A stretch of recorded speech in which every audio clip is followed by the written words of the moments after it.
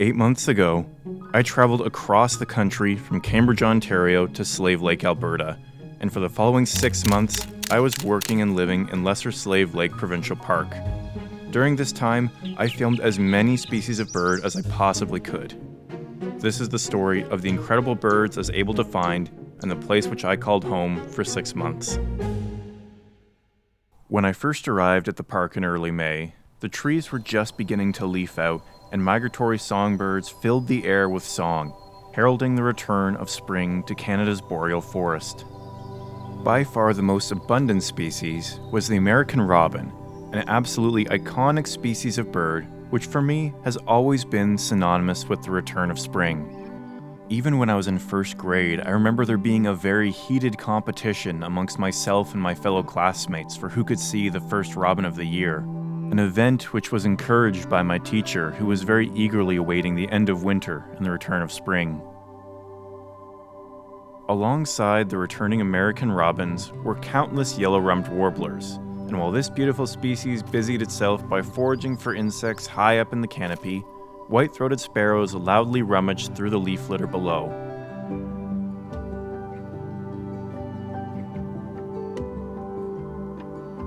Now, if you've ever visited eastern or central Canada during spring or summer, chances are you've heard the song of the white-throated sparrow, and in my opinion, it's one of the most beautiful bird songs there is. Let's have a listen.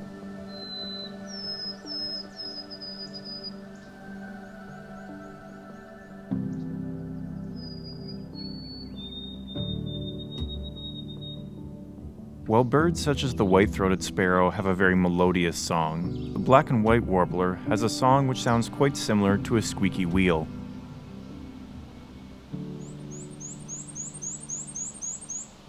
Regardless of complexity, I think that all bird song is beautiful. If you have a favorite bird song, I'd love to know what it is, and yes, you will get bonus points if you tell me why it's your favorite. Can you tell that I just graduated from Teachers College? A couple of weeks into May, and the forest had become a lush sea of greenery. With so much new food available, insect activity in the park skyrocketed, a change which I'm sure was warmly welcomed by the insectivorous flycatchers such as the least flycatcher and the family of eastern phoebes that were building their nest under the overhang of the park's visitor center. As the month progressed, the sound of an elusive species of warbler began to dominate the chorus of birdsong. This species was none other than the ovenbird. Although I was able to capture some footage of this species, I thought I could do better. So on one morning, I set out to do just that. And wouldn't you know it, not only did I find an ovenbird, but the footage I captured surpassed anything I could have imagined.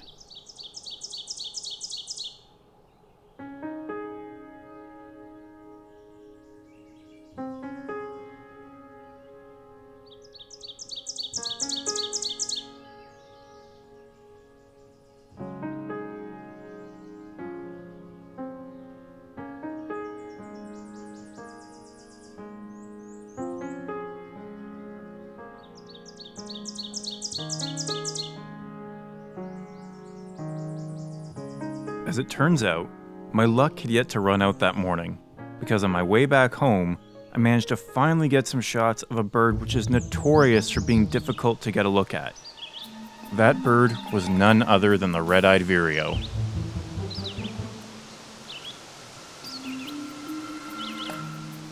And just when I thought my bird luck couldn't get any better, the very next day I came across this absolutely gorgeous male American redstart, who was singing loudly on a branch that was eye level with my camera.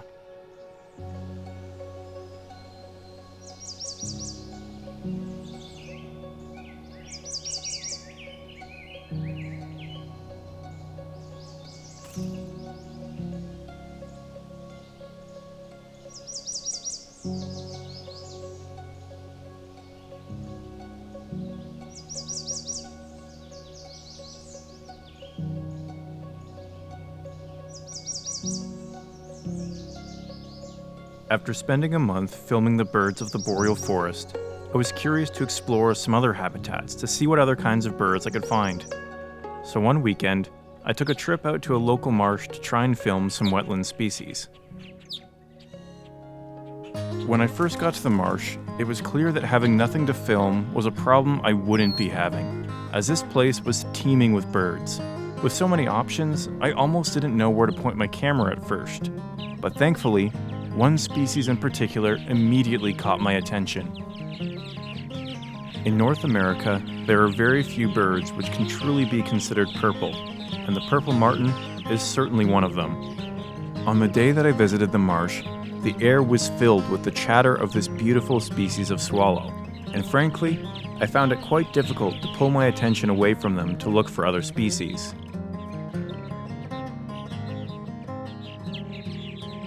Eventually, I did summon the strength to turn my attention towards the red-winged blackbirds, which were calling back and forth from the cattails.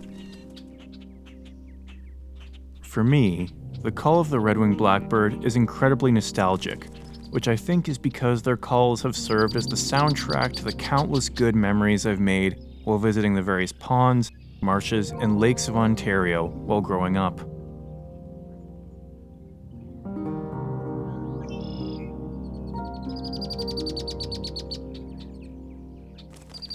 In essence, these birds made me feel like I was home, a feeling which I found to be quite comforting considering at the time this footage was filmed, all of my friends and family were thousands of kilometers away. So to the red-winged blackbirds of Winogamy Lake, I give my thanks. Not far away from the red-winged blackbirds was a small group of tree swallows who were busy foraging for insects just above the water.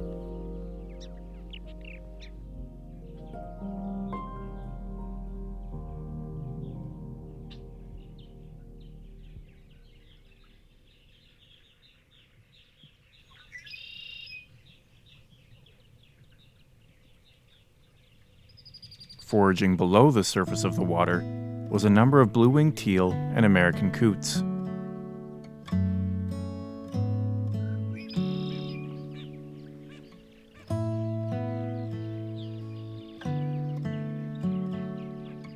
Although I didn't see any particularly rare species that day, I left the marsh with a huge smile on my face.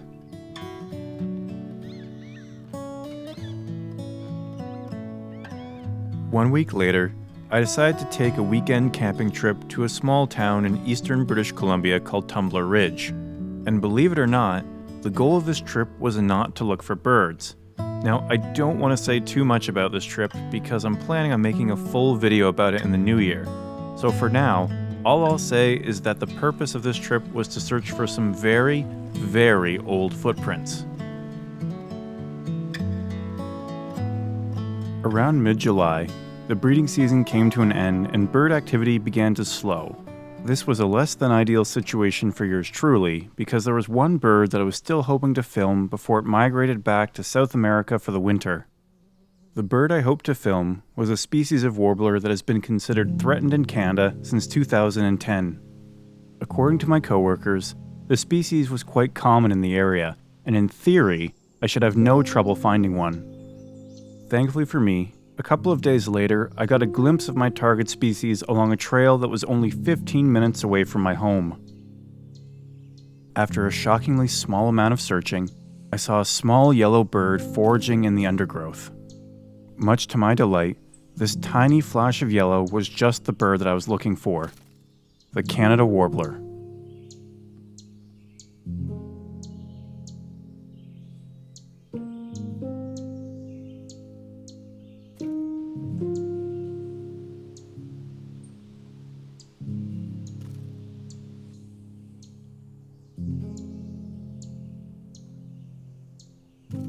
While filming the Canada warbler, I saw another small bird foraging close to the ground, and this bird just happened to be a mourning warbler. How I got lucky enough to film two fast-moving warblers in a single morning? I'll never know. Throughout the month of August, I spent most of my time giving tours of the bird observatory I had been working at, which was awesome for a number of reasons. For starters, I got to spend a lot of time with my friends, who are not only awesome people, but extremely knowledgeable when it comes to birds. Just by being around them, I got to learn so much about birding in the field and the practice of bird banding.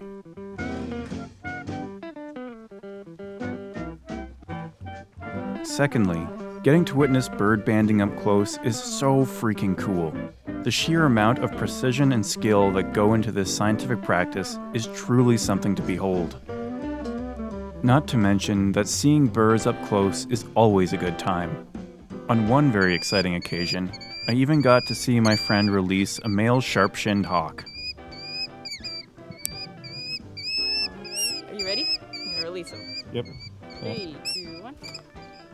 If you ever have the chance to tour your local banding station, I would highly recommend it. As summer inevitably came to an end, the aspen leaves turned orange and fell to the ground. And just when I had thought that all the birds had left and I wouldn't be seeing any new species for the rest of my time out west, a female spruce grouse surprised me on my way home from work one day.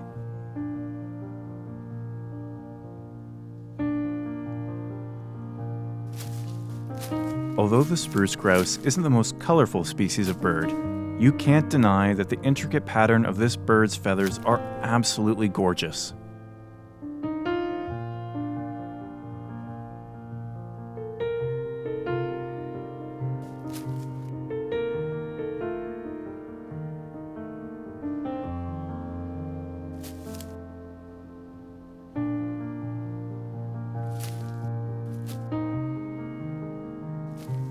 Much to my surprise, this wasn't the only spruce grouse that I saw during my time in Alberta. Just over a week after my first encounter, I found a male in beautiful breeding plumage within walking distance of my home.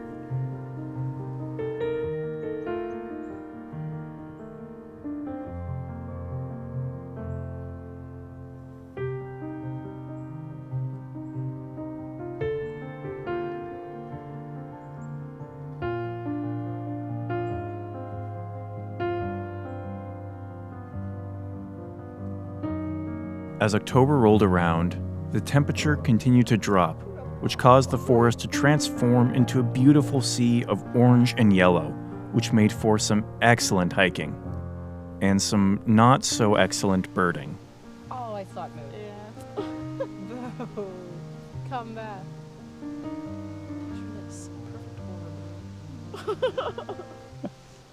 Now, although migration monitoring had come to a close, owl monitoring had just begun, which I was extremely excited about as it meant that I would be reunited with the incomparably adorable northern saw-whet owl.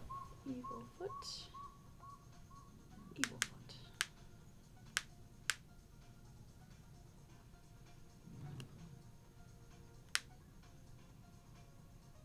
From the start of September to the end of October, the Lesser Slave Lake Bird Observatory ran its annual owl monitoring program, which targeted the northern saw-whet owl and the boreal owl. During this time, I was fortunate enough to join our field staff to learn about how it is that scientists study these enigmatic species. Kind of more like here, where it looks Oh, that, yeah, the scalloped scalloped, almost. yeah. Okay.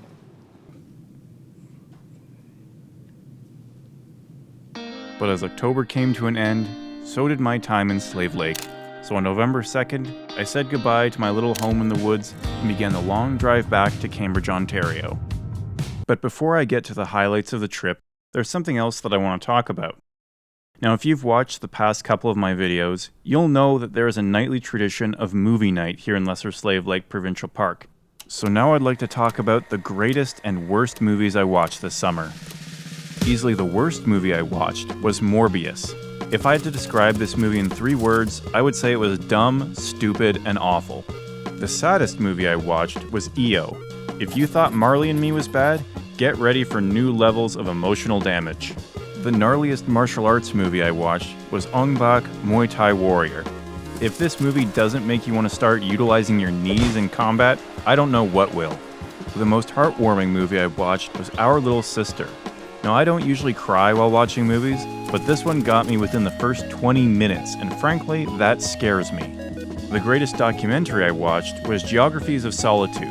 Not only was this movie absolutely beautiful, but it also featured music made out of the footsteps of ants. I mean, come on, what are we talking about here? And last but not least, if there's a movie that I'd say you have to watch, it's Hundreds of Beavers. Don't look it up, don't read any reviews, just watch it, and I promise you, you'll have a good time. Now with that being said, let's get back to the journey home. The first stop of the trip was Drumheller, Alberta. And yes, that's right, you could see the world's largest dinosaur from my hotel room window. And yes, I did take a photo with the dinosaur. Now I should point out that it wasn't just me traveling across the country. In fact, one might say it was a father-son road trip because my dad was joining me. While we were in Drumheller, we visited the Royal Tyrrell Museum.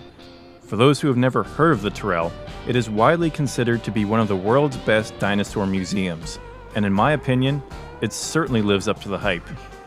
For me, the highlights of this museum were this incredible T-Rex fossil known as Black Beauty, which is famous for its striking black coloration taken on during the fossilization process, and this immaculately preserved Boreal fossil, which is so well preserved that you can even see the texture of the skin.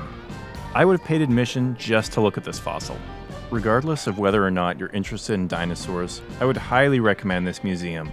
The exhibits are gorgeous, it doesn't take long to visit the entire facility, and to top it all off, the museum itself is situated smack dab in the middle of southern Alberta's Badlands, which really makes you feel like you've taken a step backwards in time.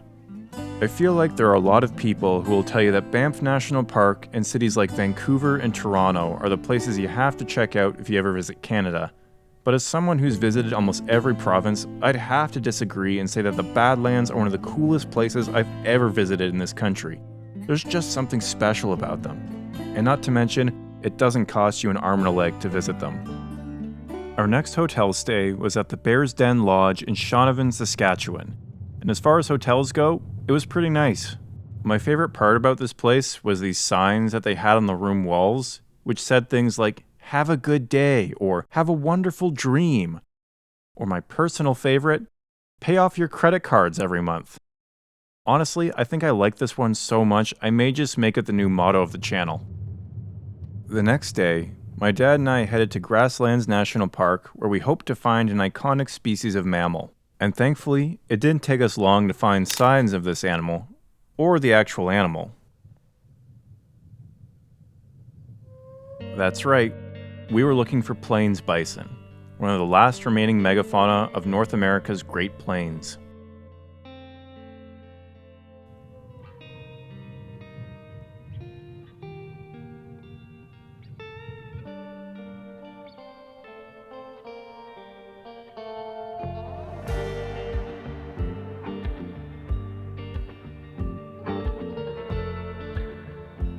Along with the bison, we saw plenty of these black-tailed prairie dogs, which were definitely packing on the pounds for winter.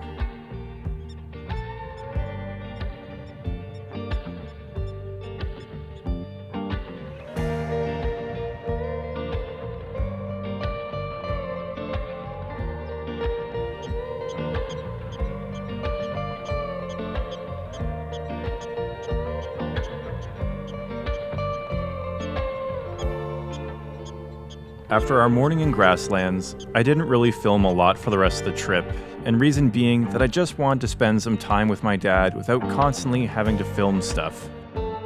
But with that being said, I'm happy to share that after 1 week of driving, I'm finally back in Ontario, and have been spending some much needed time catching up with my friends and family. Now before signing off, I would just like to take a moment and thank each and every one of you for watching my videos. In a video I published in February of this year, I stated that by the end of 2025, my goal was to reach 200 subscribers. And as of the recording of this video, the channel is sitting at 1,300, a number I truly thought that I'd never get to. So from the bottom of my heart, thank you. Your support truly means the world to me. In terms of future projects, I've got some pretty big ideas for 2026, so stay tuned for those. But with that being said, Merry Christmas, everyone. I hope you'll have a wonderful holiday and that you stay safe and warm this December. And as we always say around here,